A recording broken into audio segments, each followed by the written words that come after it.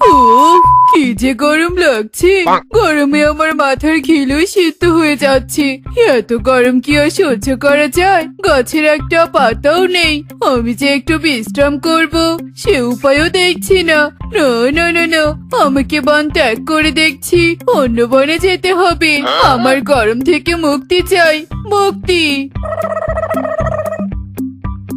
গরমে আর পারছি না, বাজার বাড়িতে নিয়ে যেতেও অনেক কষ্ট হচ্ছে।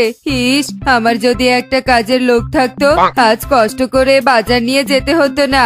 কালু আফসোস করতে করতে বাজারের ব্যাগ নিয়ে যেতে থাকে। তখনই তার সাথে টোনার দেখা হয়ে যায়। আরে টোনা, কোথায় যাচ্ছিস?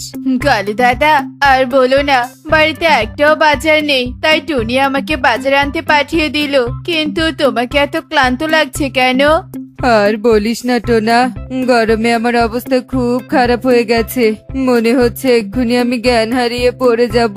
তুই আমাকে একটু সাহায্য কর না রে টোনা। এই বাজারের ব্যাগটা দয়া করে আমার বাড়িতে দিয়ে আয়। আমি যে আর পারছি না রে।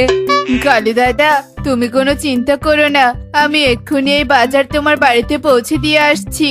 কালু মিথ্যে অসুস্থতার অভিনয় করে টোনাকে বোকা বানায় আর নিজের কাজ করিয়ে নেয়। যাই হোক বাবা, মিথ্যে নাটক করে বাজারের ব্যাগটা অন্তত বাড়িতে পাঠাতে পেরেছি। কালু এভাবেই হাসতে থাকে। অন্যদিকে টোনা কাকুলিকে বাজার দিয়ে আসতে বিকেল করিয়ে সন্ধ্যা হয়ে যায়। তাই টোনা খালি হাতেই বাড়িতে ফিরে যায়। কি টোনা, তোমার হাতে বাজার কোথায়? তুমি বাজার নিয়ে আসোনি?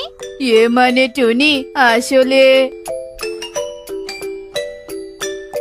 বাজার দিতে সন্ধ্যা হয়ে গেছে। এখন তো বাজারে গেলে কিচ্ছু পাবো না, তাই খালি হাতে ফিরে এলাম। আর এদিকে আমি না খেয়ে পড়ে আছি, আর তুমি অন্যের উপকার করে বাজার না নিয়ে চলে এলে। এখন আমি কি খাবো শুনি? টুনি, আমার কি দোষ বলো? আমি তো থাক টোনা, তুমি কি আর কিচ্ছু বলতে হবে না। যা বোঝার তা আমি বুঝে গেছি। আজ বাড়িতে রান্না বান্না সব বন্ধ। টনি টোনের উপরে ভীষণ রাগ করে আর রাগ করে রান্না বান্নার সব বন্ধ করে দেয়। এভাবেই দিন যাচ্ছিল। এদিকে বনে প্রচন্ড গরম শুরু হয়। টোনা এত গরমে সারাদিন জমিতে চাষাবাদের কাজ করে। এটা দেখে টনির অনেক খারাপ লাগে। আহারে, টোনা কত কষ্ট করে কাজ করছি। এই রোদে নিশ্চয়ই ওর অনেক কষ্ট হচ্ছে। আজই টোনাকে আমি একটা ছাতা বানিয়ে দিব। টোনা ছাতা মাথায় দিয়ে কাজ করলে ওর আর কষ্ট হবে না। যেই বলা সেই কাজ। টুনি বাড়িতে গিয়ে টোনার জন্য নিজের হাতে একটা ছাতা বানিয়ে ফেলে। আর টোনা বাড়িতে এসে ছাতাটা দেখে অবাক হয়ে যায়। এ কি ছাতা? টুনি, তুমি এই ছাতা কোথায় পেলে? টোনা, আমাদের অনেক পুরনো একটা ছাতা ছিল। সেই ছাতা খুলে আমি তোমার জন্য নতুন করে তৈরি করেছি। এই ছাতা মাথায় দিয়ে তুমি কাল থেকে কাজ করবে। ছাতা ছাড়া কাজ করতে চেয়ে তোমার অনেক কষ্ট হয় টোনা। টুনি, তুমি আমার কথা এত ভাবো? আগে তো জানতাম না। সত্যি তোমাকে বউ হিসেবে পেয়ে আমি ধন্য। হয়েছে টোনা, অনেক প্রশংসা করেছো। আর প্রশংসা করতে হবে না, তাড়াতাড়ি ফ্রেশ হয়ে এসো, আমি তোমাকে খেতে দিচ্ছি। এরপর টোনা হাত মুখ ধুয়ে এসে খাবার খেয়ে নেয়। টোনা টুনির সংসার এভাবেই সুখেই কাটছিল। দেখতে দেখতে কেটে যায় বেশ কয়েকদিন। টুনিদের বনে সেই শিয়াল চলে আসে। ওরে বাবারে, এই বনে তো দেখছি আরো বেশি গরম। এই গরমে তো একদম আমি থাকতেই পারছি না। কিন্তু কি করি? ওই তো কালো পাখি এদিকে আসছে। এই কালো পাখিকে ভয় দেখিয়ে গরম থেকে বাঁচতে হবে। এরপর শিয়াল কালুর সামনে চলে যায়। আর আচমকা শিয়ালকে দেখে কালু ভয় পেয়ে যায় আর থরথর করে কাঁপতে থাকে। আমাকে কিছু করো না, আমি মরতে চাই না। আমি মরতে চাই না শিয়াল, তুমি আমাকে মেরো না। তুমি আমার কাছে যা চাইবে আমি তোমাকে তাই দিব। তবুও তুমি আমাকে মেরো না। আরে আরে, এ তো দেখছি মেঘনা চাইতেই জল। এই কালো পাখি তো আমাকে দেখেই ভয় পেয়ে গেছে। শিয়াল, এই সুযোগ তোর কাজে লাগাতে হবে। আহ, আহ, আহ, আহ, আহ। আচ্ছা ঠিক আছে, তোকে আমি কিচ্ছু করব না।